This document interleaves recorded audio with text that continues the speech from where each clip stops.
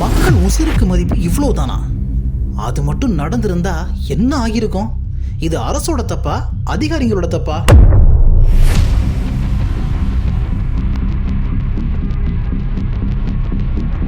மழை சீசன் வந்தாலே மக்களுக்கு பல பிரச்சனை வந்துடும்.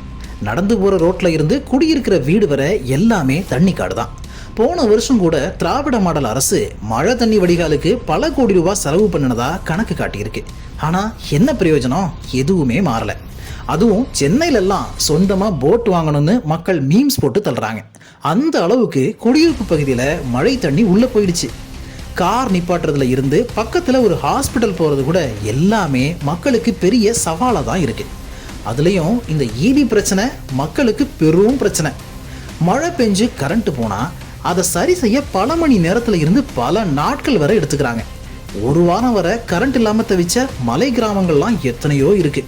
மக்கள் இயல்பு வாழ்க்கை பாதிக்கிற அளவுக்கு அதிகாரிங்க இருக்காங்களேன்னு நொந்து போய் இருக்கிறாங்க. ஆனா இப்ப அதையும் விட ஒரு படி மேல போய் அதிகாரிங்க அலட்சியத்தை நினைச்சா கடுப்பா இருக்குன்னு மக்கள் பேசிக்கிறாங்க. வேலூர் ஆரணி ரோட்டு பகுதியில கனமழை வெளுத்து வாங்கியிருக்கு. அப்போ திடீர்னு வெங்கடேச பெருமாள் கோயில் மெயின் ரோட்ல இருந்த எலக்ட்ரிக் போஸ்ட் அடியோட நடு ரோட்ல விழுந்துடுச்சு. நல்ல வேளை அந்த போஸ்ட் யாரையும் காவு வாங்கல. அக்கம் பக்கத்துல இருந்தவங்க உடனே ஈபிக்கு ஃபோன் போட்டு கரண்ட்டை கட் பண்ண சொல்லியிருக்காங்க. ஆனா எலக்ட்ரிக் போஸ்ட் விழுந்து அரை மணி நேரம் ஆகியும் ஈபி ஆஃபீஸர்ஸ் கரண்ட்டை கட் பண்ணல. சுதாரிச்ச மக்கள் அப்படியே ரோட்ல நின்னுட்டாங்க. இதனால சுமார் 1 கிலோமீட்டருக்கு வாகனங்கள் வரிசை கட்டிருச்சு.